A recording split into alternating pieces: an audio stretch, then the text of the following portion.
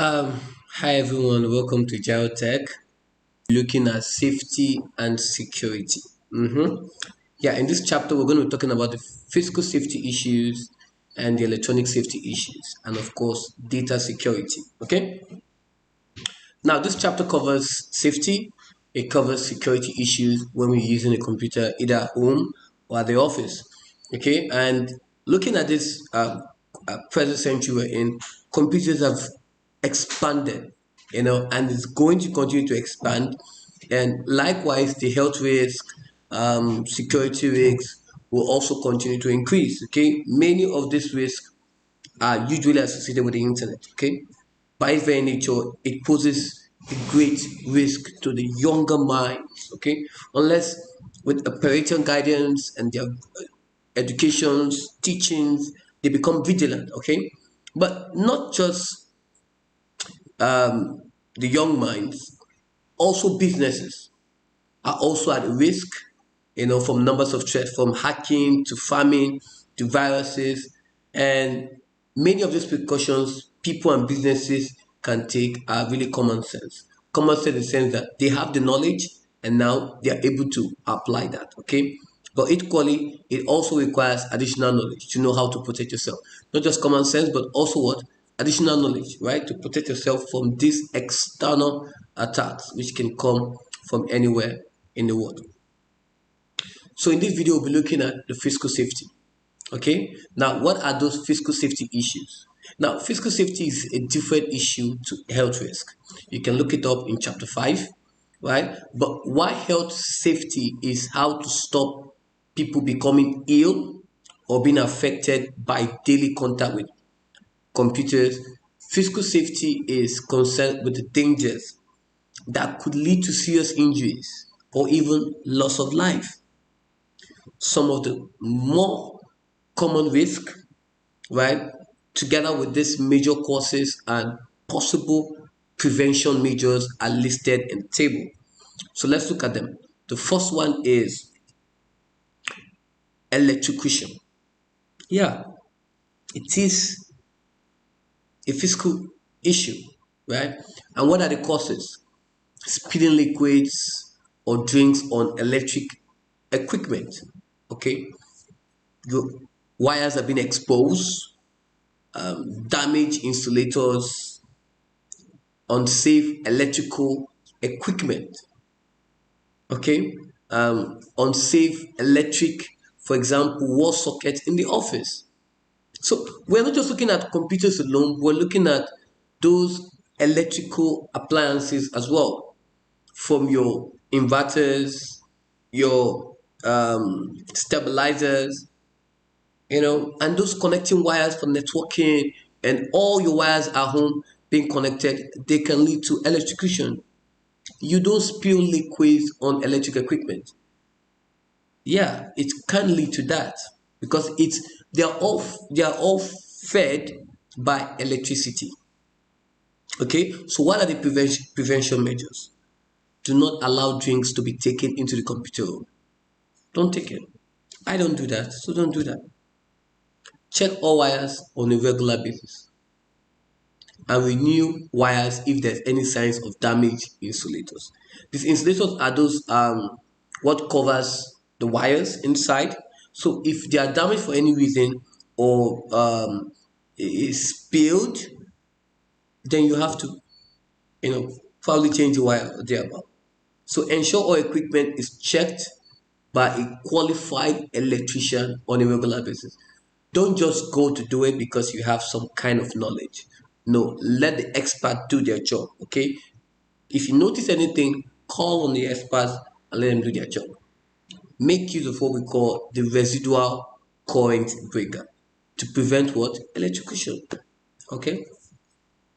All right. The next one is fire hazard. What we call fire? What are the causes of this fire hazard? Overloaded wall sockets. A socket that can maybe contain such amount of voltage, it has been overloaded with so many electrical appliances. You plug in this onto that socket. That can actually lead to fire hazard, right? um Overheating of computer equipment. due to poor heat dissipation.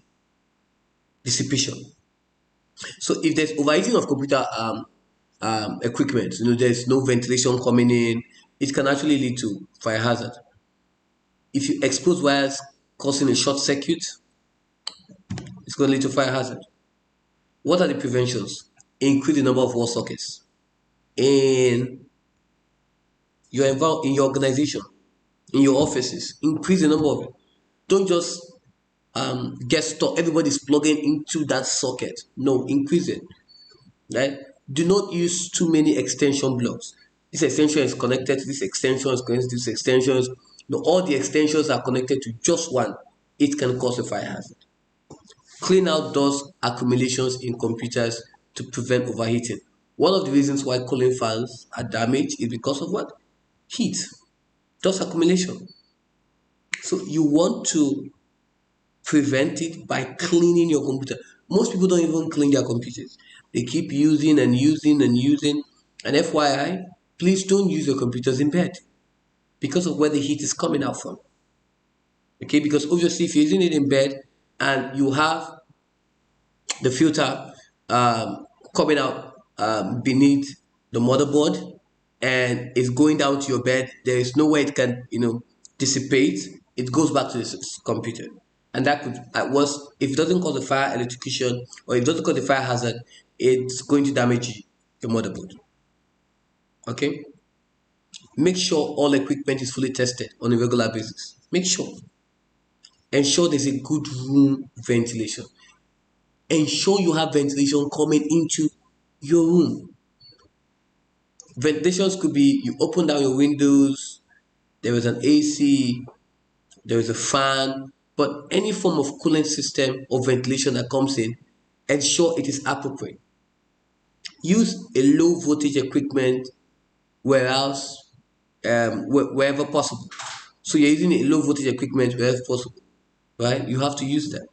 Have a number of fully tested carbon dioxide or dry powder fire extinguisher. Okay, so you can have them by the corner just in case there is a fire hazard. The next one is tripping hazard. We've looked at fire hazard, now we're looking at tripping hazard.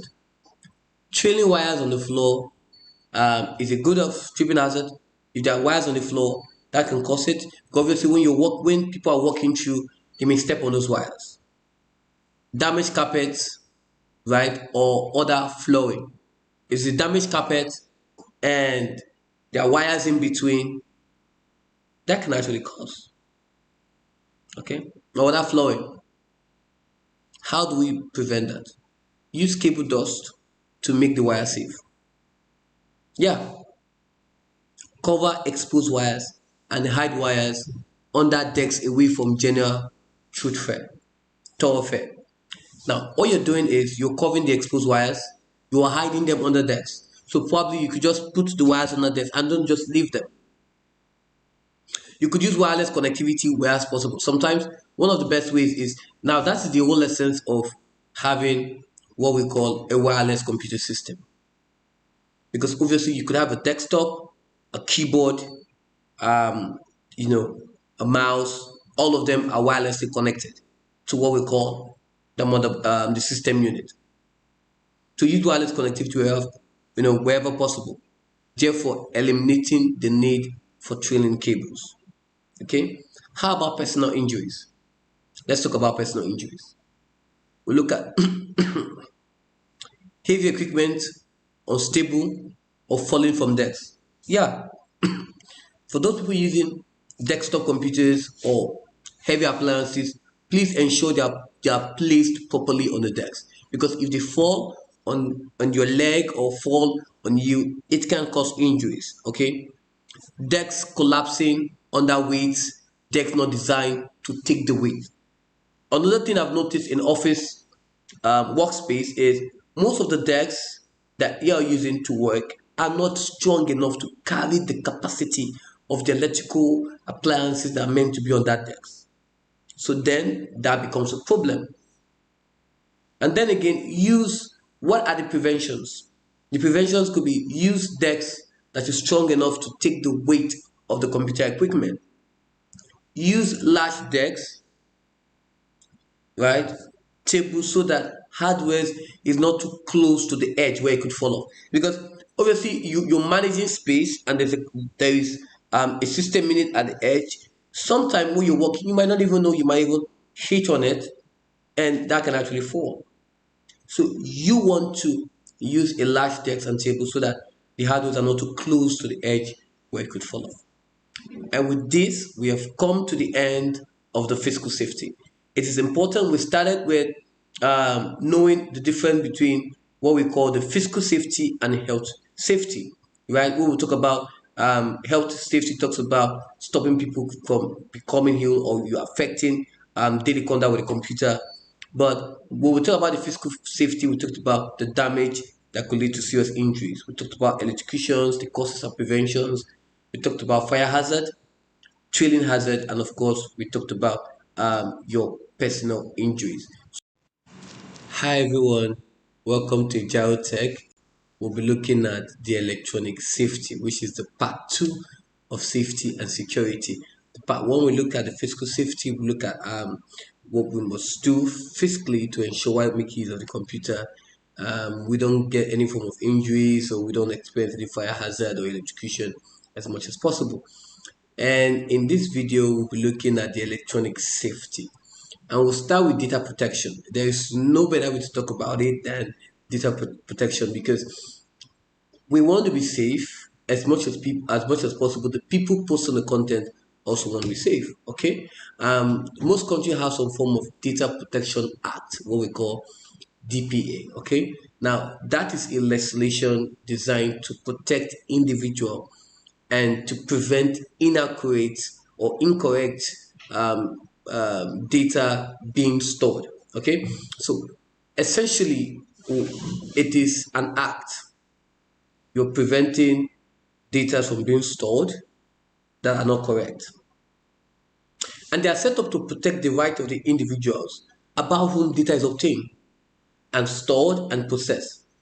Let's look at an example. We talk about collection, use, disclosure, destruction, and holding of data.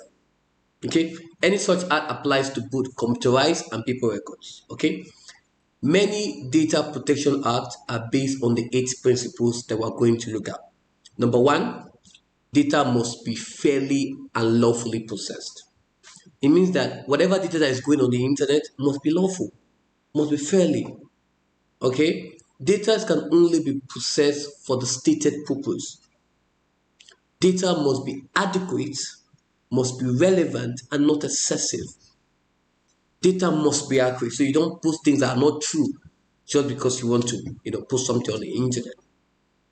Data must not be kept longer than necessary, and data must be processed in accordance with the data subject right, and data must be kept secured. Data must not be transferred to another country unless they have the adequate protection. Okay, now with that being said, in many countries, failures to abide by this simple by anyone who holds data about individuals can lead to a heavy fine or even imprisonment. Because see, once you are a storage of people's data, this applies to you. Okay, it means if you're the owner of Facebook, you're the owner of Twitter, you're the owner of TikTok, you have to keep our data safe. That is the Data Protection Act. We have to go to bed knowing that our informations on your social medias or on your platforms are safe. And not everybody can just dive into it and get personal, sensitive data that are not meant for the public. Okay, so that's the whole essence of it. Okay, so there are general guidelines about how to stop data from being obtained unlawfully. Okay, number one, do not leave personal information lying around on a desk when not attended. Now that is for the physical. So don't leave any personal information like a password. Some people they have that knack for writing their passwords down. and just filing it or keeping it on the table. But when you're not around, you don't want people to get to know that is personal. It is personal information, and you don't want people to know that information. Okay? Lock filing cabinet at the end of the day or when the room is unoccupied. Now, for offices that are using a kind of filing system, right? Please ensure your files, the cabinets are locked when it is the end of the workday or when you're not around. Ensure it's locked because you don't want people going in to obtain any form of files that belongs to a client. In the hospital, please lock it because obviously those files contain personal, sensitive medical information about people, and they're coming to your hospital for a reason. So please, they want to be ensured that even when they are at work, their minds are aware that knowing that their medical information are safe. Do not leave data on a computer monitor if it is unattended. Log off from the computer if away from the desk for any length of time. Now I want to talk about this. People leave their data on the computer monitor. First, some people just use people's laptops, use people's phones, log into their personal mobile finance app. Please don't try it. Two, or log into the social medias and then forget to log off. It gives people the right to snoop around personal details. Okay, so please, it's important. Don't leave data on, even if it's your own. Don't just leave it. Ensure that they are logged off. Use passwords and user IDs, which should be kept secured, right? So you should use your passwords and IDs to secure your system, right? To ensure people don't just get access to it. And please, passwords should be difficult to guess. Use passwords that are difficult to guess. Don't use passwords like your name, date of birth, things that people can actually just come up with and just about you, and they can be able to guess. And if possible, it should be changed frequently. If it's possible, it should be changed frequently. Or use a password that becomes difficult to guess.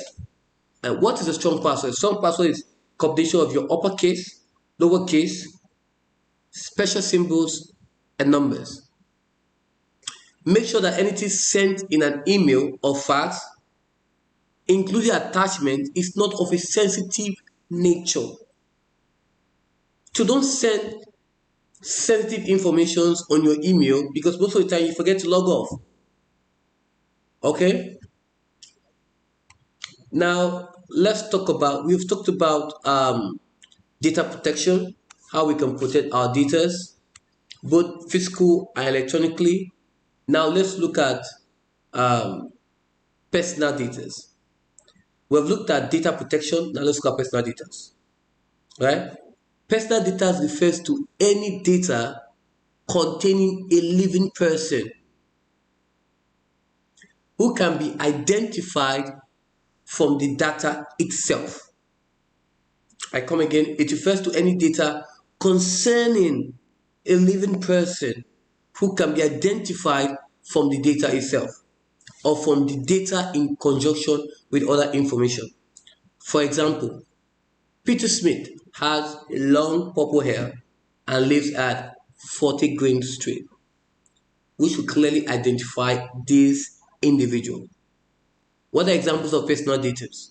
You have your name, address or email address, an ID card, a passport number, an IP address, cookie IDs, advertising identifiers on a mobile phone, date of birth. Your banking details are personal details, photographs of the individuals. For example, in school uniform, that's personal because obviously with the photograph, they can be able to identify where you're schooling, or probably you're taking a photograph that has your ID card on it. That's personal because obviously they can be able to identify where you're working. Okay, so personal data is often referred to as what we call sensitive data. What do you mean by sensitive data? Examples of sensitive data can include political views, your race, you're Black American, all this kind of thing. Membership of political parties, membership of training union, your criminal records, medical history, sexual orientations, or your gender. Those are sensitive, right? Your biometric data, your DNA, your medical history, your biometric data. These are sensitive. So some personal can also be seen as sensitive. Okay? Extra special care needs to be taken of sensitive what? Personal data. So extra care. Whether data is personal or sensitive, it is imperative that all precautions are taken to keep it confidential and prevent any inappropriate disclosure. Now, this includes personal data from hackers. For example, it also means keeping data safe from accidental disclosure. One way to protect data if it is accidentally disclosed, is to encrypt it. Yeah, encrypt it. So you have to prevent this sensitive or personal data from being hacked, from accidental disclosure. Whether it's a physical or electronic protection you're given, it's in the cabinet, please lock it. Put it on a case or on a safe. If it's electronic, please ensure you encrypt it. It's personal, please encrypt it.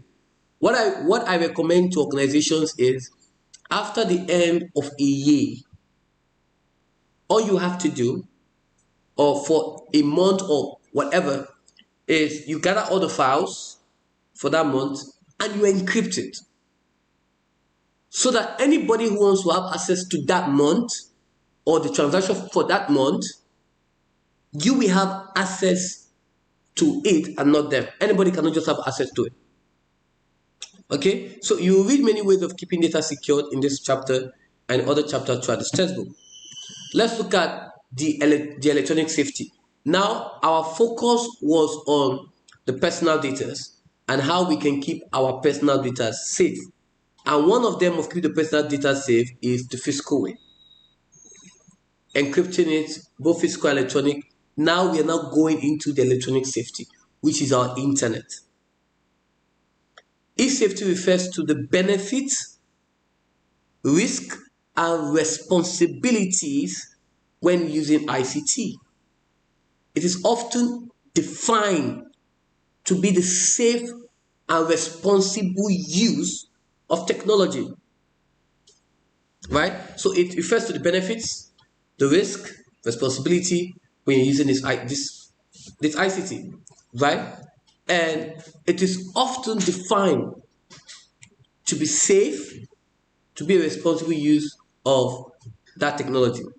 However, e-safety is as much about user behavior as it is about electronic security. Yeah. So it talks about user behavior as it is about what? Electronic security.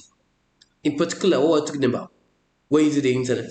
Number one, sending and receiving emails. Number two, taking part in social media. Number three, and online gaming. And we want to stress on this.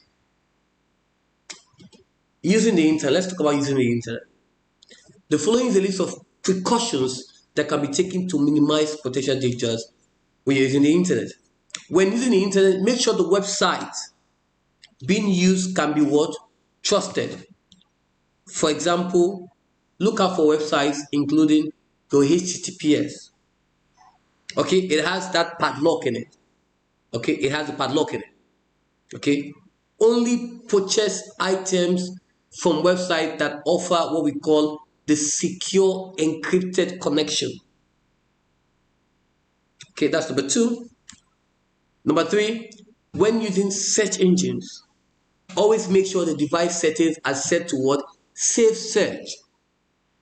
And the highest possible level of security is used. Because obviously for your child, for teenagers, when they're using a search engine, they don't want to come across things that could be harmful, in quotes, to them. So always ensure that their device settings are set to safe searching. So that takes them off from the ability to search or to see what they're not meant to see. Now, the fourth one is only use website recommended by teachers, parents, or from trusted sources. Don't just go to websites because your friends are talking about it, you want to check it out. Please always ask questions before diving in, because see, you don't want to entangle yourself with something you come to regret later. Okay, be careful what you download. Very important, because most of those materials you download could be harmful, not just to you but to your system. They could be viruses in disguise. They could be Trojan horses. They could be malware. They could be worms. So is the material potentially harmful? Could it be a malware? Of course, we're looking at malware later in this section. So it is essentially that either you have an antivirus or an anti-malware software running in the background, and not just running, but it's up to date, because the idea is that there are viruses that are continually updating newer versions of viruses. Always remember to log out of site when you are finished using them. Don't just keep the logins. Remember that cookies are used every time you log into a website. So take particular care with websites that store key data such as your bank accounts, credit card details. Please take extreme care. Okay, now we've talked about using the internet, and we've talked about 6 ways we can take precautions while using the internet. Now let's talk about the sending and receiving emails. The following list highlights some of the dangers when sending and receiving emails. It is important to have awareness of the risk when opening emails and how to deal with emails from unknown sources. Number one, only open emails or attachments from known sources. Yeah, open the emails that you know they are from sources, either from your teachers, from your parents, from your friends. Please check out for them before opening it. Make sure that your internet service provider has an effective email filtering. Okay, feature to ensure emails from unknown sources are put into the spam folders. Okay, only reply to an email if you know the person who sent it. Don't just reply to any email you see, or to any emails or mail people are sending to you. No, or the organization, if you are 100% certain it is genuine. Okay, so only reply to an email if you know who's sending it. Okay, check that email address or website address pertaining is coming from a genuine company. And most of the time, organizations that send email always have their name on it. Usually they have what we call a webmail, or a Gmail customized mailing. For example, you could have info at the website, or you could do that. Or the Google Mail also has what we call the admin console, where you can actually create your email specifically for your organization, and staff members as well can also have their own email for that organization. If you need me to do videos on how to create an organization email, please you can put it on the comment section. Definitely, probably I'm going to do a video on it, so that people can learn how to create organizational emails. Okay. Now check that the email address pattern is genuine. It always comes with what we call the way company website address. Okay. Think carefully before replying to an email. Never include the name of your school or college or personal details that could identify you. Never send photos of yourself, particularly in uniforms, which could be used to identify your school. Beware of phishing and farming scam. Talking about high level of scamming. You are going to sending fake websites, and you have to click on those links that takes you to fixed websites, and then they ask for your personal details, and you put in yes. They can steal those personal details. Obviously, that's what it does. Protect your email account by using passwords, which are difficult to guess. And if possible, change them on a regular basis. Take care when forwarding emails. Manually type in email addresses. Do not copy and paste an email address from a recipient because you may not spot typing errors or other clues that is not genuine. So just type it. Avoid clicking on hyperlinks within emails because it could be part of what we call a phishing scam. That's what it is. So they send you links on your email, you click on them, and it takes you to external websites, and that may prompt you to give in your personal details, and then you're going to have some serious internet issues, internet experience, because probably it could be they could just pretend to be your banking operation, and then you can just put in your banking details. Remember, the unsubscribe link at the bottom of an email could itself be fraudulent. So sometimes they tell you to unsubscribe, put in your login details to unsubscribe. Please, unsubscribe links don't ask you for personal to put in your personal email. So check out for that. They tell you to unsubscribe, you put in your username and password to unsubscribe. Please don't do that. Avoid using the CC or tow boxes when sending multiple emails. It is always a good idea to create emailing groups or put the name of the group into the BCC box and in the toolbox, right? Send the emails to yourself. This will give you and your friends some protection because any unauthorized access will not get to see the email of those in the emailing group. Okay, now that is for sending and receiving emails. Let's dive into what the social media. Okay, when using social media sites, it is important to be careful and make sure you know how to block undesirable people. One of the good things I know how to do is block. I block people a lot. You're surprised, right? You'll be fine, right? I block people a lot. People who are not to my ideas and not working to, I just block you out. Now, the following list shows some of the dangers and some of the ways to protect yourself. Most people tell me, I get scammed on social media. I get scammed on this. I get scammed on that.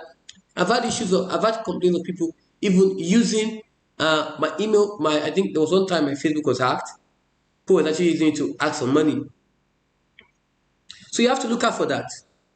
You have to call to confirm because people can just hack into your account and use it to ask for money from friends and families.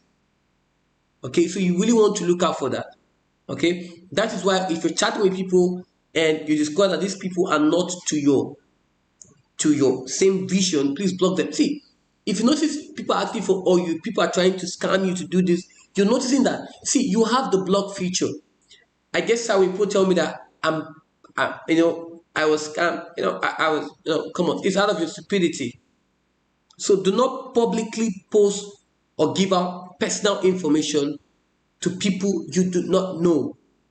So don't really give out your personal information to people you don't know, including email address or house addresses, because this could be used to find information about you or carry out what we call identity theft. People can actually, impersonate your personality on the social media just to get information about you. So you have to look out for it.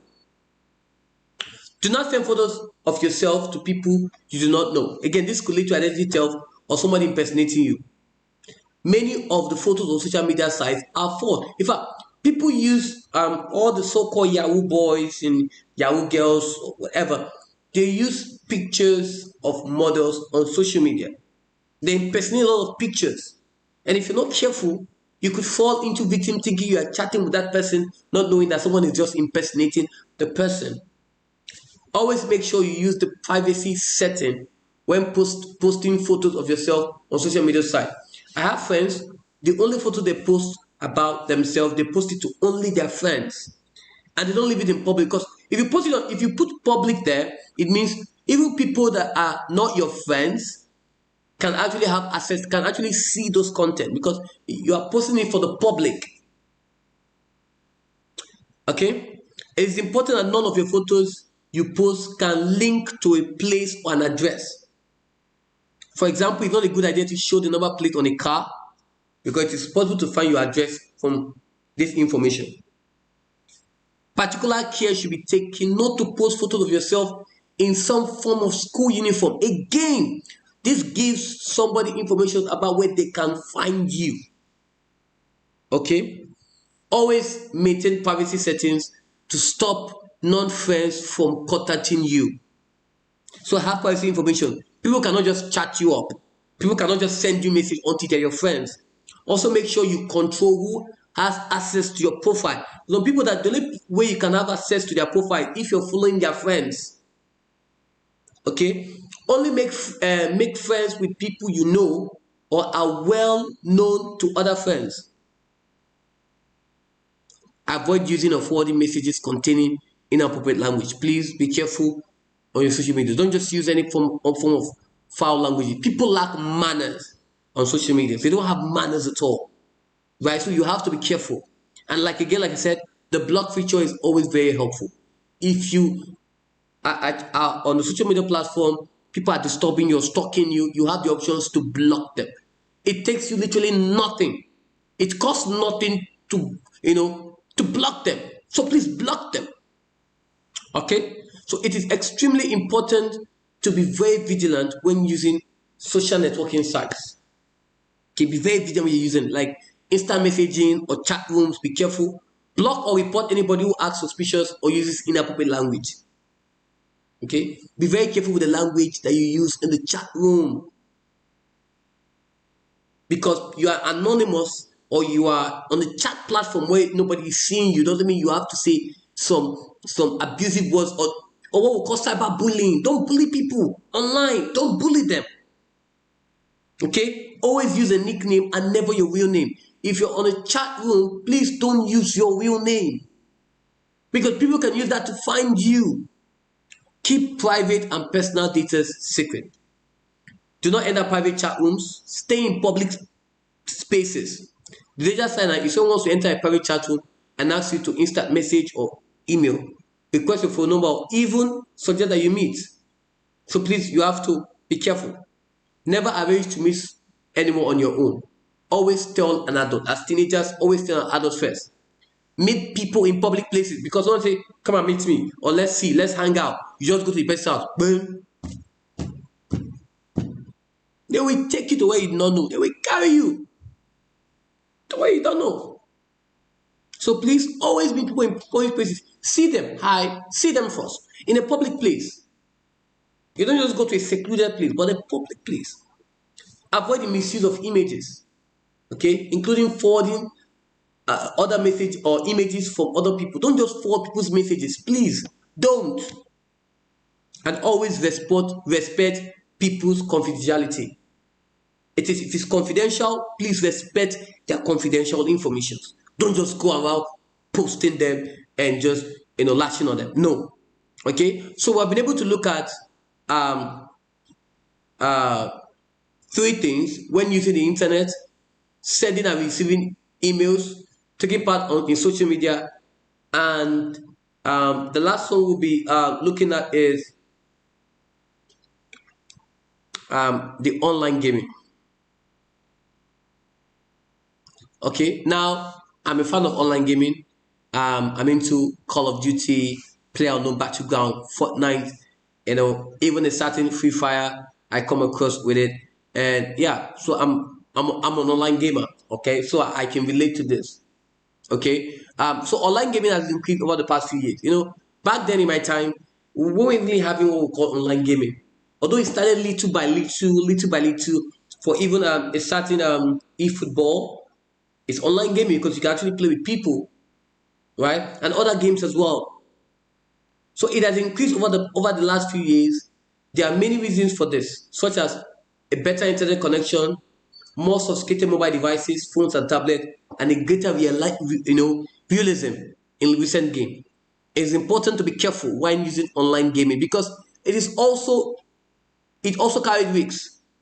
Many users think all the game players are like-minded. Not everybody. See, there was one time I was playing Call of Duty with a UK girl, and yes, I was being, in fact, it was a racist conversation. She was hashing on me because I was black. Because so, she was just lashing on me that I'm black and that I don't deserve to be born. It was some harsh words. Yeah. She used some harsh words with me because Obviously, she was like saying the black people are coming to the UK, they're just taking over the UK and stuff like that. So it was some really harsh words, like black monkey, stuff like that. It was some really harsh words, and we have to be careful because not everybody is just there to just have the fun of it or just to play the game and to connect. And therefore, there are no real risks associated with this type of communication, but it is a dangerous, which is a dangerous assumption. Some of the no risks associated with online gaming that have been reported over the years include predators, people who prey on others, who they see as vulnerable. They will prey on you. They try to threaten you. Cyberbullying, the use of electronic communication to bully a person, insult them by sending message of intimidating or threatening nature. That's bullying. The use of webcams. The risks here are obvious.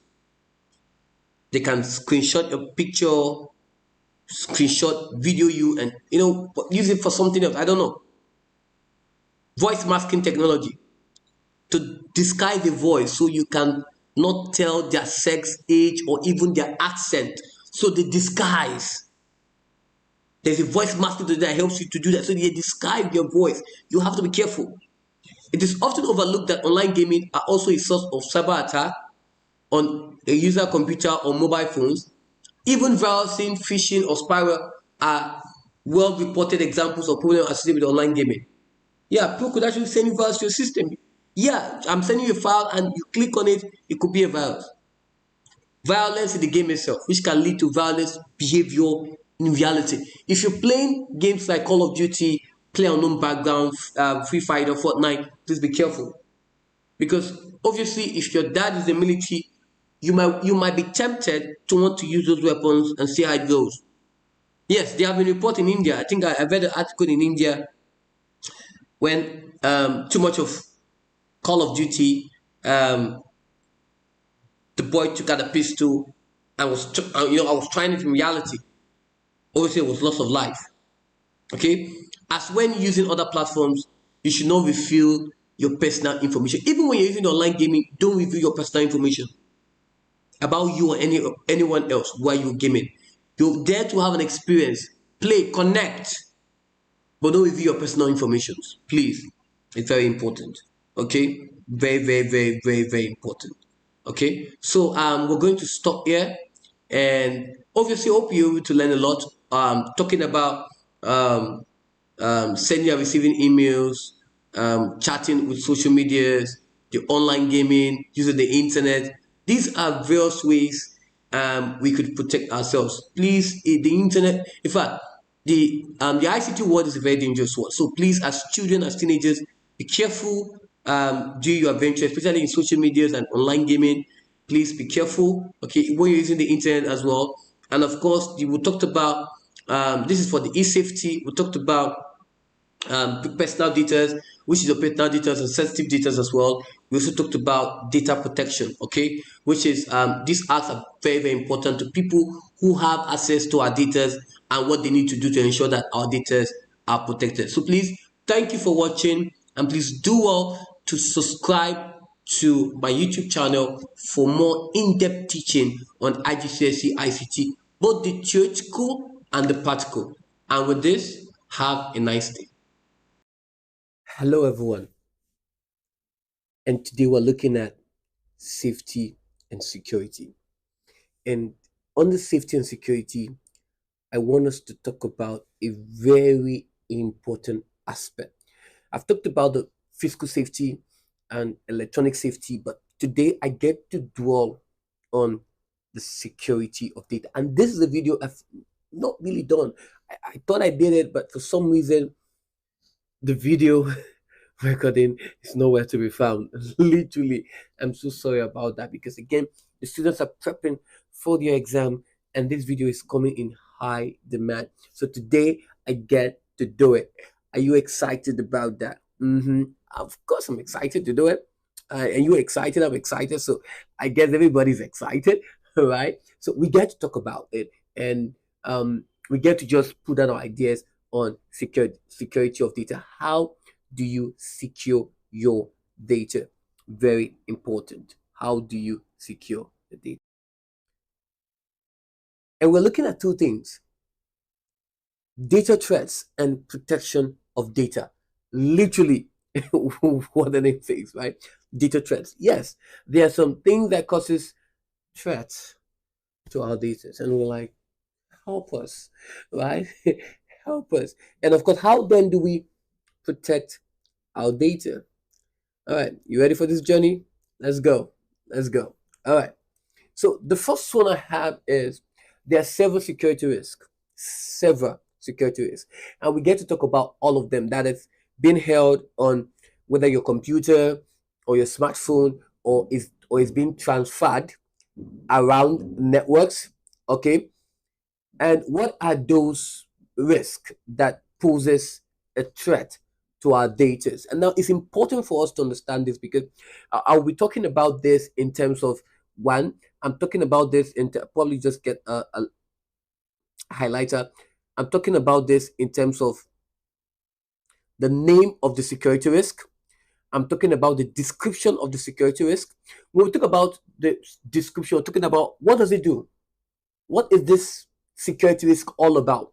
And the possible effect of the security risk talks about what effect, what damage does it have on our systems, on our devices, and then we'll talk about the methods that would help us to remove this security risk. The good news is the fact that why it has a possible effect, there's a way to remove it. Aren't you all excited about that? I think that's good news. Literally, that is good news. Okay, so it's important for us to explore that. The first thing we'll talk about is hacking. So let's talk about hacking.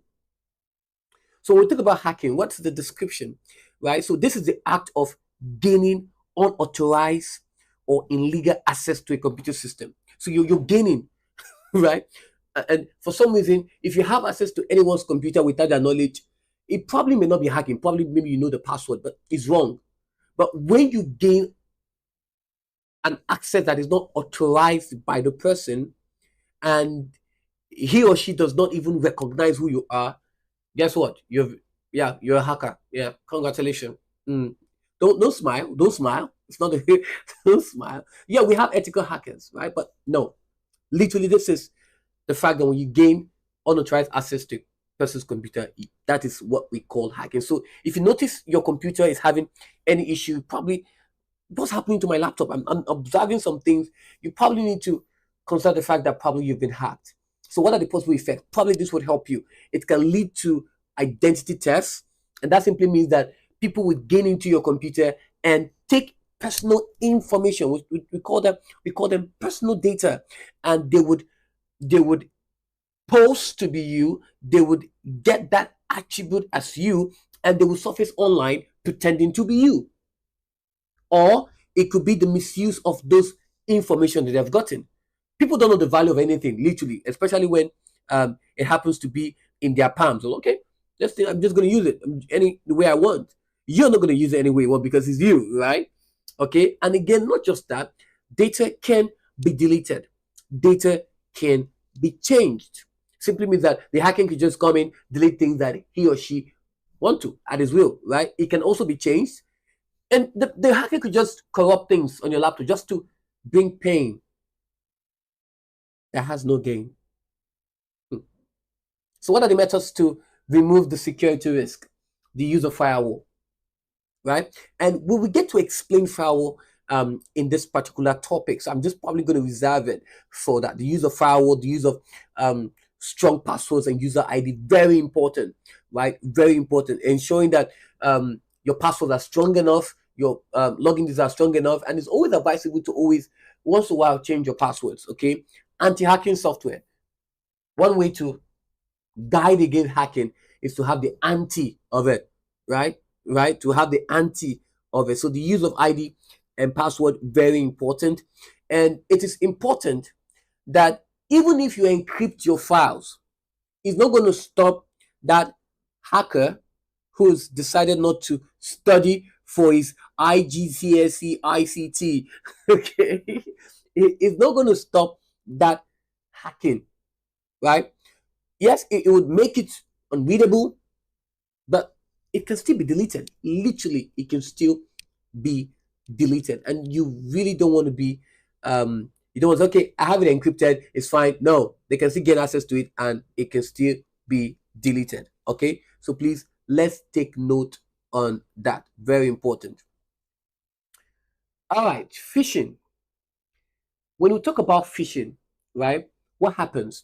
This is where the creator sends out a legitimate looking email to specific users, right? It's not real. The emails are not, and the whole idea is they try to pose as legitimate organizations. Okay, they try to look real, that they are from that reputable company, but they're not.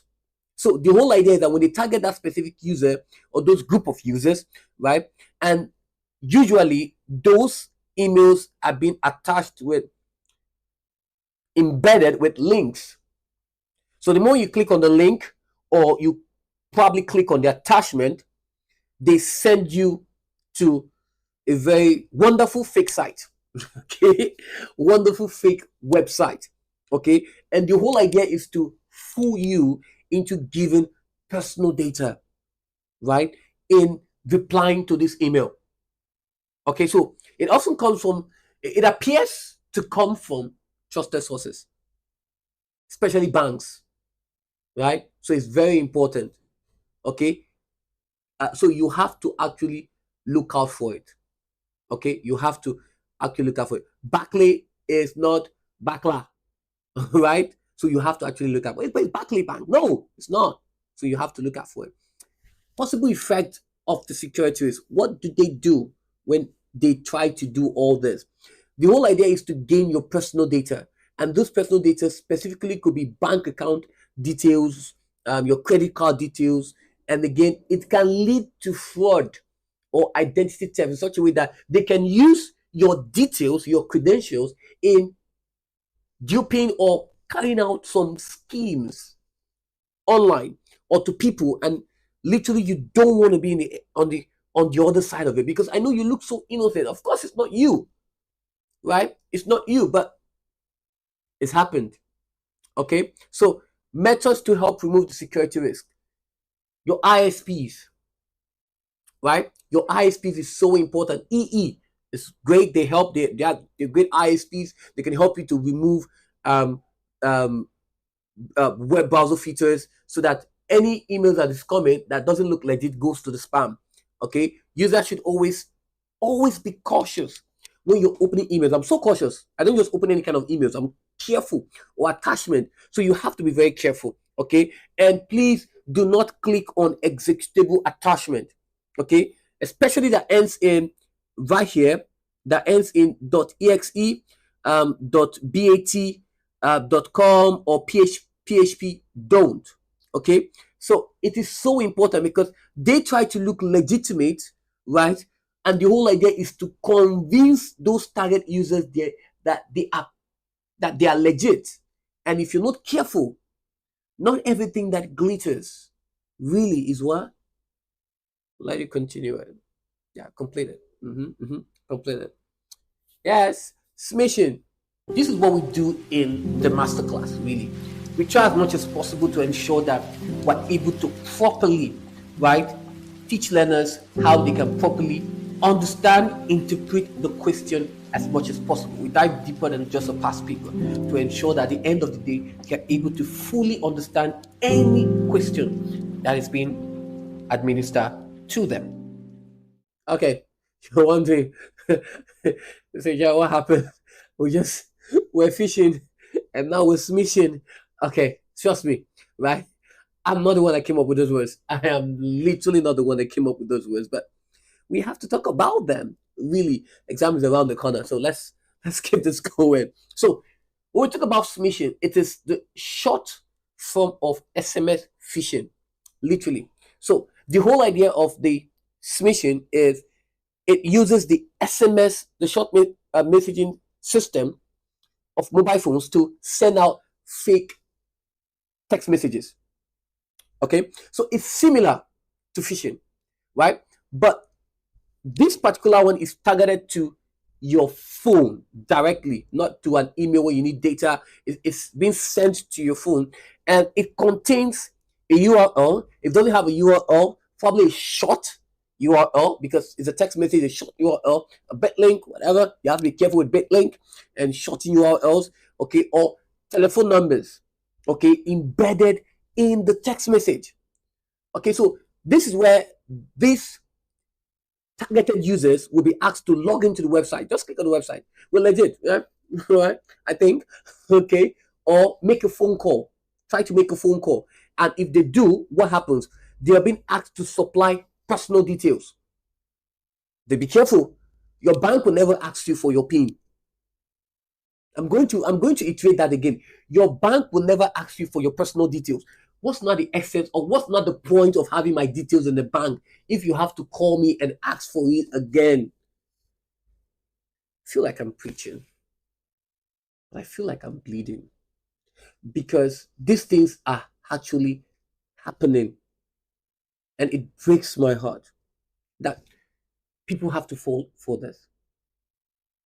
So they'll ask you to supply your personal details, credit cards, or password. Now, the moment you tell me to supply my personal details, is already a turn off. I'm losing interest. Okay, you're losing me, right? Literally, you're losing me. Okay, so it's still the same with the phishing attack, right? So the text message will come from a legitimate source and will make a claim, probably that you've won something. Hooray! Celebrate. Collect your money, get the money before you celebrate. Please, literally before you celebrate. Okay? And they tell you you've won some prizes and stuff like that, all in the with the idea of getting your details. So please be careful. I promise this is the I promise this is the last one. Promise this is the last one, right? Because there's now vision, right?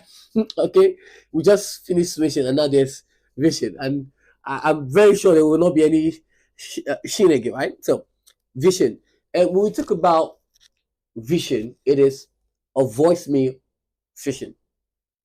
Okay, it is another variation of phishing. So we have two variations of phishing. We have the smishing and then we have the vision. Now this uses a voice message, right? A voicemail message to trick the users into calling a number. Oh, we're from your bank. I think your account. They don't think. They actually come with confidence. Oh, we're from your bank. We're from Barclay. And I think, okay, I'm not using the word I think again, right? We're from Barclay, and it appears, yeah, good, that your account has an issue. Please call this number to rectify. And forgive me that I'm trying to find the words to actually prove that, because I'm not a scammer. Literally, I promise. I promise. Okay, so forgive me. I shouldn't be able. I don't know how to do that. Literally, I don't know how to do that.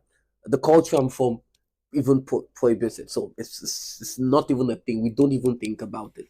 Okay, we don't even think about it. So it uses a voicemail message to trick the user into calling the number. And still with the phishing attack, the user will be asked to supply that personal data, thinking they are talking to somebody who works from that legitimate company. Okay, yes, okay. So we know your name. They try to get some information that poses to be you, literally, because they don't get your name. That there's no point trying to, actually get more personal details. So they have to literally get some personal details, and then they go from there. Okay, your account number, 1, 2, okay, and if you're not careful, if you don't watch out for the words, and that's why when especially for voicemail, watch out for the words, watch out for the wordings, watch out for the speech, watch out for the way the words are being placed, their sentences. These are things, most of them are professional, like literally they were born to scam people, I think, right? Right? So they were just born to scam people, but you have to watch out for those things. Your bank will never ask you for your personal details. A legitimate company will never ask you for your personal details. Your school will never ask you for your personal details. They have those information. Literally. Right? Literally. Imagine those in master class, right? I'm calling them, okay, so you sent me your email, right? So what's the email? Huh? You're free to register for the master class. What's not the point of You know, what's not the whole point of it? So it's very, very important, right? Very important. Farming.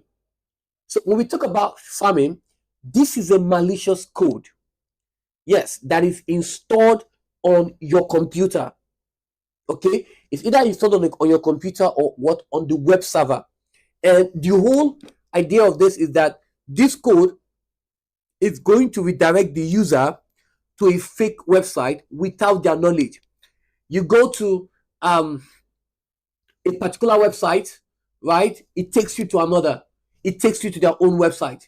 You go to another website, it takes you to another website. So if you're not careful and if you don't check out the URL you're typing in the address bar, it could be misleading. Okay, are we together? It could actually be misleading. So the user don't have to take any action, unlike the phishing that you have to click on a link or probably an attachment. This time around, it just redirects the user to those fake websites without their knowledge. Like they're not even playing right now. It's money. Money must be made by all means, literally. So you have to be careful. Okay. So what are the possible effects of the security risk? You look at the creator of the malicious code is going to gain your personal details, such as your bank account details, when you visit this website, because they will ask you to put in those details. Again, it can lead to fraud or identity theft. So you have to be careful. So what are the ways we can remove it? Anti-spyware, okay, can help to identify and remove pharming code from a user computer. Okay, again, the user should always be alert, okay, and look out for clues when they are being redirected. So don't, wow, this is another site, cool, catchy. No, check it. Check it. It's important. Check it, right? So it's always important you look out for these clues.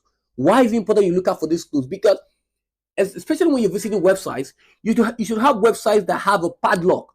We'll talk about SSL, secure socket layer. We'll talk about that. So it simply means that it has to have the protocol called the HTTPS. That S there simply means what? Secured. Are we together? Simply means what? Secured. Okay, so this is very important, right? So there are other data threats. We've talked about phishing. We've talked about smishing. We've talked about vishing. We've talked about pharming. Then there's malware. And this is one of the biggest risks to the integrity and security of data. Big words, right? Okay, so many software applications, such as your antiviruses, are capable of identifying them and removing most of the forms of malware. But there are other forms of malware. And this section of this slide talks about them. This is what we do in the masterclass, really. We try as much as possible to ensure that we're able to properly, right, teach learners how they can properly understand, interpret the question as much as possible. We dive deeper than just a past paper to ensure that at the end of the day, they're able to fully understand any question that is being administered to them. So let's go. I'm excited. You're excited. Let's go.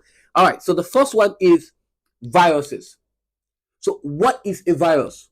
Okay. So pointer for your exam, the program codes, the softwares that can replicate itself. So there are programs code, the software that can replicate itself, and it has the intention of deleting or corrupting. That's the intention, right? Viruses doesn't have good intentions, right? It has every bad intention. See viruses as bad intention. Very important. Okay, so they have the intention of deleting, they have the intention of corrupting files on a computer. The moment they affect your files, what they do here, they would cause the computer to malfunction. So the moment you start seeing your computer malfunctioning, most of you are so wonderful. I have so many wonderful students. You'll be like, Mr. Gerald, I think my laptop is misbehaving. It's not misbehaving, it's a virus. Right? Literally, it's a virus. Just call it the way it is. Okay, maybe you didn't know then, but now you know now. So I think it's misbehaving. You might probably, what do I do? Okay, Usually I give a lot of advice, consultations. I give a lot, and I do it for free for my students, just um do it for them, just to ensure that they have a system that they can always tune in to a Agile Tech. Literally, because if you don't have a laptop, you literally cannot come Agile Tech. If you don't have a device, right, a computer. So I want to fix it because I want you to always be here to learn, to grow, and to have a wonderful grade. So yes, it has the intention of deleting, corrupting. It can replicate itself, and it can cause the computer to malfunction. Okay, so what are the effects of it? It can cause the computer to crash. It can stop it to function normally, become unresponsive. So most time you're trying to click on your computer, it's showing not responding, not responding. It could probably not be a virus. Now I'm going to how to. These are the different section on Agile Tech, right? Right. It could probably not be a virus. It could just probably be a technical issue. Okay, so yes, the software could delete files, right, on a computer. Okay, it could also corrupt the operating system, and it could not just corrupting the operating system. It could make the system to run slowly or even crash. Mm-hmm. Mm-hmm. Mr. Joe, I'm chatting you on my phone. I think my laptop has crashed. Mm-hmm. Mm-hmm. Mm-hmm. Okay, yeah. Virus did it, right? I don't know what happened. I don't know what I virus did it. Virus did it. Okay. So what are the methods to remove those computer viruses? Install antiviruses. They help a lot. Yes, there are paid ones, but yeah, there are still some free ones that they give you a bit of trial versions to be able to just ensure that you have a very virus-free computer. So don't use software from unknown sources. Not everything that appears on the internet appears to be what it is. Be very careful. Oh, I want to install this, and you install. I want to install this, and you install. When you were installing, you didn't remember, Mr. Ajiro. But now you have installed it. The laptop has crashed. You suddenly remember, Ajiro. You suddenly, okay, all right. So be careful when opening emails or attachments from unknown sources. Be careful, okay. And I think this is it. I think this is a good time to point to you that backing up files won't guide against the effects of virus. It's not going to stop your computer to crash. It's not going to stop the virus to delete the files. Why? Because even if you back up the files, those files are already infected with the virus. So backing it up, doing a clean installation of your operating system, bringing the files back, it's like, I don't know, it's like pausing the virus and then bringing it back to resume its duty. Yes. So now we know. So please, let's be all be guided. Yes. Worms. Okay. So what worms do? Right. So they are standalone. Compared to the virus, they stand alone. Right. And they stand alone and they can self-replicate. Unlike the virus, right? The virus need a host, right? Program, and it needs to be opened to do any damage. But for worms, they are standalone. They don't need to. They don't need. They don't. They need no active host. They need nobody to click on them for them to start doing the damage. They are damaged themselves. Okay, yeah, they damage themselves. Okay, so their intention is to spread to other computers and corrupt whole network. Okay, so this is important. Okay, so they are damaged themselves. They need no active program. They remain inside application, right? Which allow them to move throughout them. So the whole idea is that they flood the network, okay, and they start targeting other computers that are connected to the network. Okay, so it's very important that we know this. Okay, so the network permits them to spread unhindered. Okay, so you can actually see how the worm is moving around and say, I see you too. Okay, Trojan horse, a Trojan, a malicious program. And when you hear the word Trojan, they often disguise as some legitimate software. And for the ladies, it probably get you, you know, intrigued when you probably see an application that you like, that you probably want to have on your laptop, but it's not that application. So it's always important that you always check the name of the application and the name of and the file size. Name of the application and the file size is so important. Hey, but I saw one that is 30 something megabytes, and I saw one that is just 15 megabytes. Okay, download. Download them and see what Trojan will do for you. It would show you malware. Okay, it's going to show you malware. And then you start sending me, Mr. Chow, Mr. Chow, Mr. Chow, please. And I will say, it's malware, Trojan. And I'll put the emoticon there, right? Horse. Okay. So it is a malicious program which is often disguised as some legitimate software, but it contains some malicious instructions embedded. It's like a sin in disguise. So a Trojan horse would replace all the parts of the legitimate software with the intent of carrying out some harm. Like the harm that will make you say, oh, okay, it's time to reach out to Mr. Joe. Okay, so I couldn't join the master class because now we have to fix it. Okay, because it's the master class, literally, right? So they need to be executed by the end user.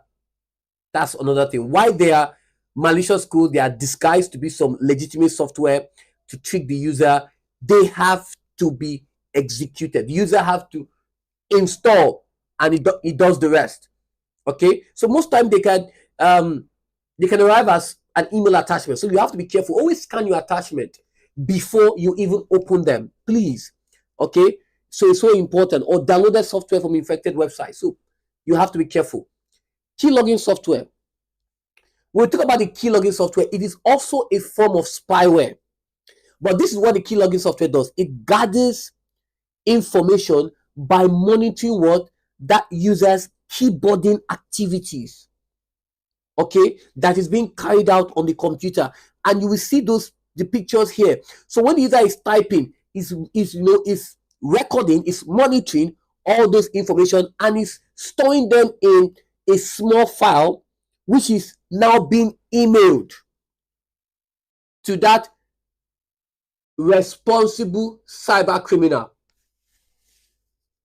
Okay, that is responsible for the software. Okay, so it's probably designed to just monitor and capture web browsing and other activities that probably may have personal. So at the end of the day, when those information are being sent, all right, it's being sent to user. The user can now check all the things you have been typing to see what they can get out of it. So this is very important. Adware. Okay, so adware is a type of malware. It's the least dangerous kind of malware, right? Because the whole idea is it attempts to flood end users with unwanted advertising. Okay, it would flood you with so many advertising, hoping to get something that would catch your attention. Okay, so it could redirect a user to a fake website that contains promotional advertising. They can be used as form of pop-ups, okay, or appear in your browser tools bar, thus redirecting the search request. All right, so that's just the whole idea of the adware. Okay, they attempt to flood, right, your computer with unnecessary and unwanted advertising. What can it do? Why is it least dangerous? What can it do? It can highlight weaknesses in the user's security defenses. Yes, because when it floods and floods and floods, you probably find a way to see how it can penetrate into the security defense. It can be hard to remove because it's coming up so much, popping up so much. Okay, and most time, because of how it pops up, it could actually defeat most anti-malware because it could be difficult to determine whether they are harmful or not. Okay, it could even hijack a browser and create its own default search request. Ransomware. Ransom. They've taken your data into ransom. And that simply means they've your data is being held as hostage. So what the idea of this is a program that would encrypt that data, right? The hacker gains access to your computer, encrypt it, and tells you you have to pay. It's not free. It took me hours, days, weeks, months to learn. And now I have access to your laptop. You have to pay. And once you pay the money, which I strongly advise against, yes, I strongly advise against. Okay. Okay. And once you pay the money, a decryption key is then sent to the user, right? It has cost considerably damage to some companies and even individuals and even public figures. Because when you pay this money, they never stop coming back. And let me give you the gist of the story. The gist of the story is the fact that even when they give you the decryption key, they have a copy. And this is why the United States always state, and I quote, they don't negotiate with terrorists. That does not mean that, of course, when I'm talking about terrorists, I'm talking about people who are causing great harms, they're causing great pain to families, causing great pains to nation. There's no place for that. Okay? There's no place for that. But yeah, there are people who do that. Why? They do it electronically. They do it electronically, right? So just to imagine a situation where you log into your computer only to find out that your screen is locked and you see a message that shows you it's time to pay up. Okay, I came up with that one. I literally came up with that one. It's time to pay up. No access. Send me a mail. Oh, sorry. You can't even send me a mail. Call me. Okay, and you negotiate some fees. You try to make some transactions. They give you the decryption key. You have access to your files, but they also have access to the files. Are you seeing what the story is going? And once they're done going to parties and having a good time, they're broke. They come back again for a refund. Okay, I call it a refund because yeah. Oh, a refill. Let's use a refill. A refill. All right. So please, it's important. What is a credit card fraud? A credit card fraud simply means the illegal use of a credit or debit card. When you're using a card that is not yours, you are a fraud. I should not say it loud. You're a fraud. Okay, it's the same thing. Okay, and this can be due to the following: shoulder surfing. Okay, that simply means you're watching people while they are keying in their PIN, their personal identity number. That's what it means. Okay, in either an ATM or an EFT POS or a POS terminal. Okay, card cloning. Okay, or key logging software. So let's talk about the shoulder surfing, right? We've talked about it, and now it is a form of data theft. That simply means that when criminals steals personal details from a victim when they are using a cash dispensing machine or when they are paying for goods or services, okay, and all they are doing is they are watching as you're carrying the data. They're probably listening when you're saying, Farik, yes, so the number is 2, is 4. Did you get it? 7, 8, probably. I want to call the last number. I want to. You hear somebody tell you, yes, what's it? What's the last number? That's gonna be very funny. It literally, what's the last number? Okay, what's the last number? Okay, some of the most sophisticated examples of shoulder surfing includes the use of tiny digital cameras watching people. That is how they are killing their personal details. How do you live? How do you even sleep at night knowing what you're doing? Okay. The room is quiet and everywhere is silent. Cat cloning. Let's talk about cat cloning. Okay, cat cloning. So when we talk about cat cloning, we're talking about the copying of a credit or debit card, right? Which uses a magnetic stripe. And this cloning is a type of card that is being employed on electronic device known as a skimmer. So go on YouTube and search for skimmers, and that would give you an idea. So they slot it into the POS terminal. So when you slot in your card to pay for transactions, what that simply means that it is copying your credit card or debit card and also your PIN. So all you have to do is to take that electronic device known as a skimmer and go to their corners, to their dwelling, okay, and it's kind of like a secret place, literally, and they duplicate your card. And even when you're with your card, you keep seeing some unnecessary deductions. So that's, you have to look out for that. So it's a data capture device that can allow criminals to record all the data that is stored on that magnetic stripe on a card. Okay, so this is very important. Protection of data. How do we protect our data? But it's important for us to start off with authentication, because when we talk about authentication, they are used to verify that the data comes from a secured and trusted source. So that's what it is, literally. It's authentication is used to just verify that the data comes from a secured and trusted source. Okay, so along with it is encryption, which strengthens internet security. So we're going to consider all these ways to protect our data. So the first one is biometrics. So we talk about biometric. This is a method of authentication because it relies on unique characteristics of a human being. That simply means that without the presence of a human being, that is it. You can't gain entry. You can't. You can't gain entry.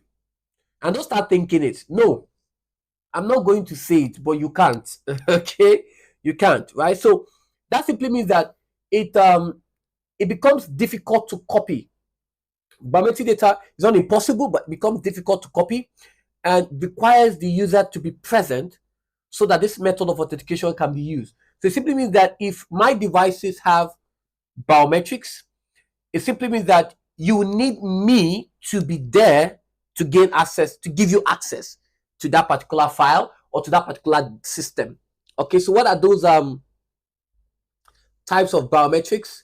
We have the fingerprint scan, retina scan, voice recognition, and just to look about the fingerprint scan, they all have high accuracy, very easy to use. The same thing with retina. Okay, for some people it's very intuitive because it's still related to criminal identification. People can use it once they get your fingerprint. That's all. They don't need too much. They've gained entry. If it can make mistake, especially if something, you're using your thumb to gain entry and something happens to your thumb, even if it's you won't have access. Okay, the retina or iris scan, okay, it's very intuitive because people can actually get a copy of it and then use it. Okay, and but I think for the iris and retina, it is expensive to set up. Okay, the voice is non-intuitive. That simply means verification can take place in less than how many seconds, right? You just talk to it and that is it. Okay, it's inexpensive, and again, a person's voice can be easily recorded. Yeah, they can record my voice and try to manipulate it to get the password, okay, and gain access to it. Okay, and if you're ill, probably with shouting and etc., what happens? You probably find it difficult. Okay, this is what we do in the masterclass. Really, we try as much as possible to ensure that we're able to properly, right, teach learners how they can properly understand, interpret the question as much as possible. We dive deeper than just a past paper to ensure that at the end of the day, you're able to fully understand any question that is being administered to them. Digital certificate. So when we talk about a digital certificate, what are we saying? We're simply saying that it is a pair of files stored on what a user's computer. A pair of files stored on what a user computer, and they're used to ensure the security of data sent over the internet. So we have that pair of files stored on a user computer, and we use them to ensure the security of data that is being sent over the internet. And they're divided into two. We have the public key that can be accessed by anyone, and the private key that can be accessed by the computer user only. Okay, so when you're sending a mail and we are attaching a digital certificate, we are simply saying that we want the recipient to know that this is coming from a trusted source. And this adds another level of security. So what makes up the digital certificate? We have the sender's email address. We have the name of the digital certificate owner. Okay, we have a serial number.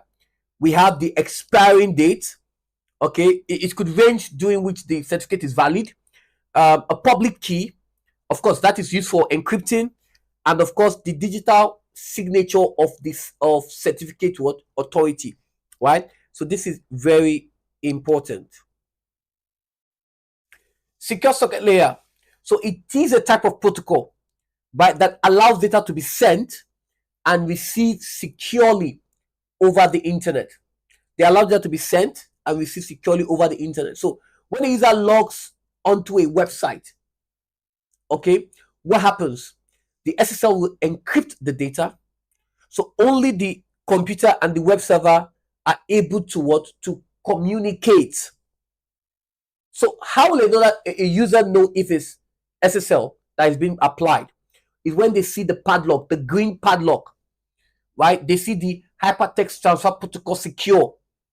Okay, so at the top of the screen.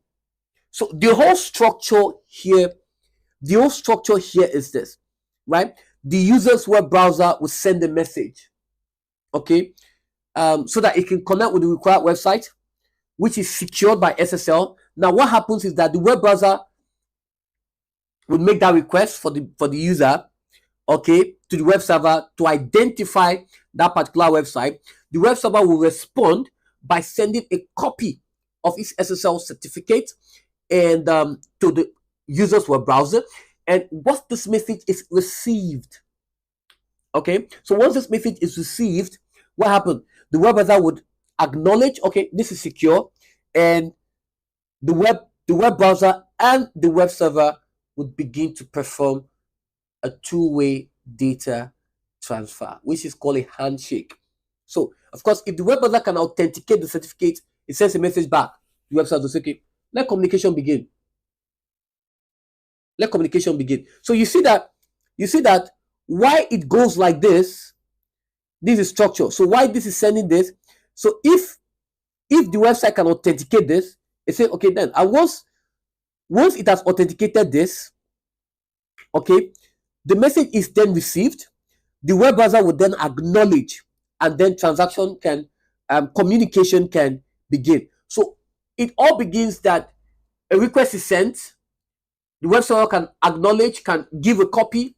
The web browser can authenticate, and then the web browser and the SSL website can have a communication. So what are the examples? Where are the examples that the SSL can be used? Online banking, online financial transactions, online shopping, when sending and receiving emails, when sending software out to restricted lists of users, using cloud storage facilities, intranet and extranet, okay, as well as internet. We'll talk about that in chapter 10, and there's a video already there on my YouTube channel, so please feel free, explore, have fun with it, right? Voice over internet protocol, we've talked about it in chapter 6, making and receiving calls via the internet. Instant messaging, when making use of the social networking sites. So all these are various ways the SSL can be used. Okay, when we talk about encryption, encryption is used to protect data, right? Cases that have been hacked or accessed illegally. So that's what it is. Even if the hacker can access it, it cannot be able to make sense of it. Okay, they can delete it, fine, but they don't know what its content is all about. So they're used to protect data. So, and we've talked about it, right? So this is very important. Now, the key used to encrypt is called the encryption key, right? The key used to decrypt or decipher. So when it's encrypt, we call it encode. When it's decrypt, when it's to decrypt, we call it decipher. Okay, is what is the decryption key. So why the key used to encrypt or encode is called the encryption key.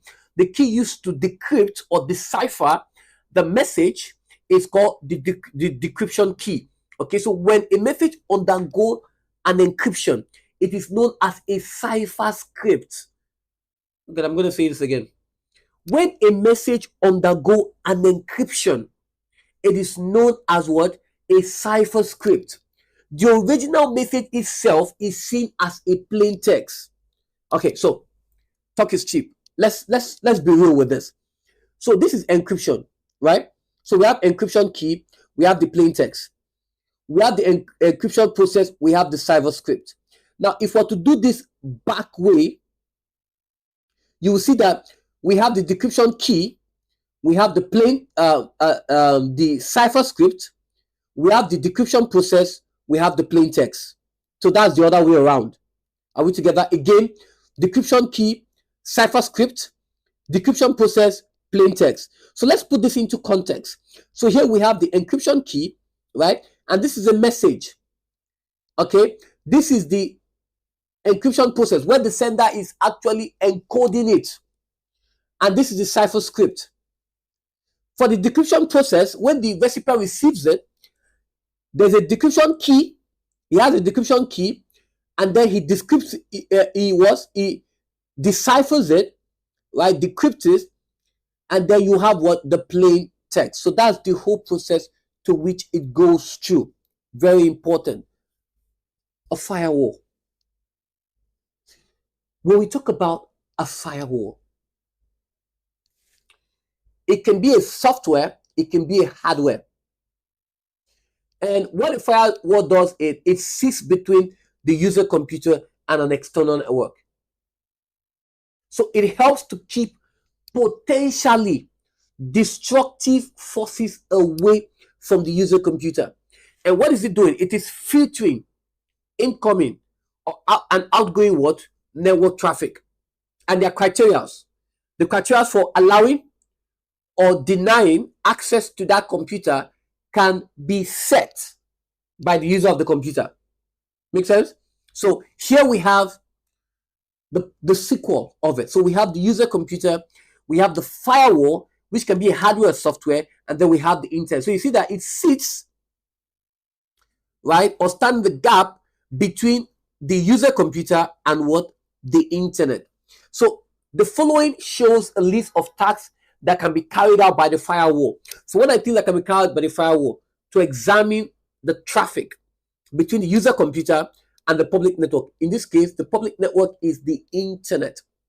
It checks whether incoming or outgoing data meets a given set of criteria that has been set by the user. Right? If the data fails the criteria, what happens? The firewall will block the traffic and give user a warning that this is a security issue. So it will examine, it checks what has been set. If it fails, it gives a warning. And the firewall can be used to log all incoming and outgoing traffic. We'll log them in so that you can later go through it and then you can interrogate. And criteria can be set so that firewall prevents access to undesirable sites. It can also keep a list of undesirable IP addresses. So it prevents access on undesirable site. It can also block undesirable IP addresses. It is supposed firewall to help prevent viruses or hackers enter the computer. So yes, it prevents viruses, it prevents hackers enter the user's what? Computer. So this is very important. All right. So this is very important. Let's talk about authentication. When we talk about authentication, it is the ability of the user to prove who they are. Literally, that's what authentication means. So when you're able to put in your PIN or your passcode, that's something you know. On your device, that's authentication. The ability to prove who the user is. And when you have to use a phone, right, to get access, that is something you have. And when you have to put in your thumbprint, that is something that is unique to you. However, there are two factors authentication. And that simply means it requires two methods of identifying or proving who the user is.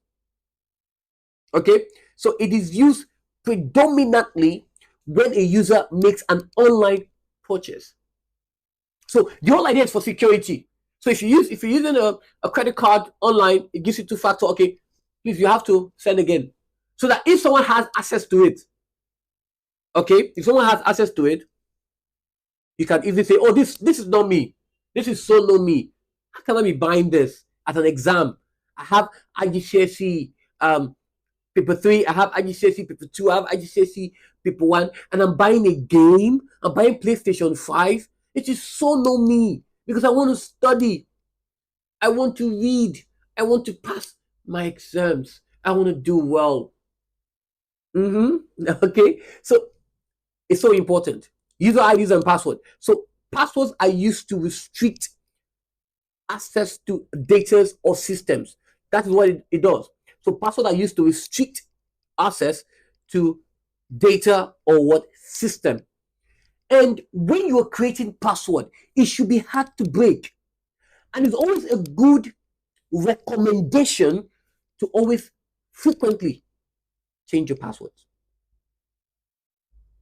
So in addition of protecting access level to computer system, so it's important that these passwords are strong passwords. And what are they being used to access? They're used to access email accounts, carry out online banking or shopping, accessing social networking sites. Please tell me in the comment sections what passwords can be used when accessing the internet. Put them up in the comment section. I want to see it, and I'm going to read through it. Okay, so it is important that passwords are protected. Yeah, the passwords are protected. And some way of doing this, okay, are described right here.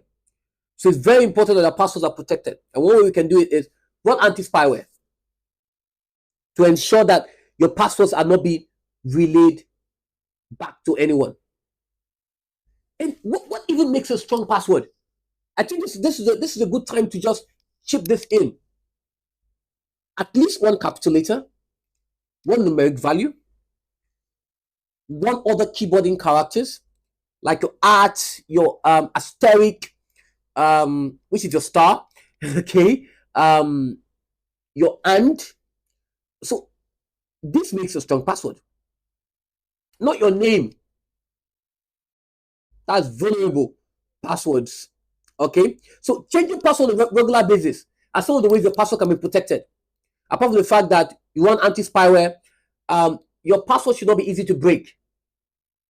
And it is possible to make a strong password, but easy to remember. So you should know this. And this is the end of security of data. We started off talking about the data threats, and we move forward in talking about protection of data. So this is very important. Please do well to share this video with your friends, your classmates, your juniors, and don't forget to subscribe to this YouTube channel. It's somewhere around. I don't know. Just click on it. That's your assignment. Click on it, right? And I'll see you in the next one. Bye bye.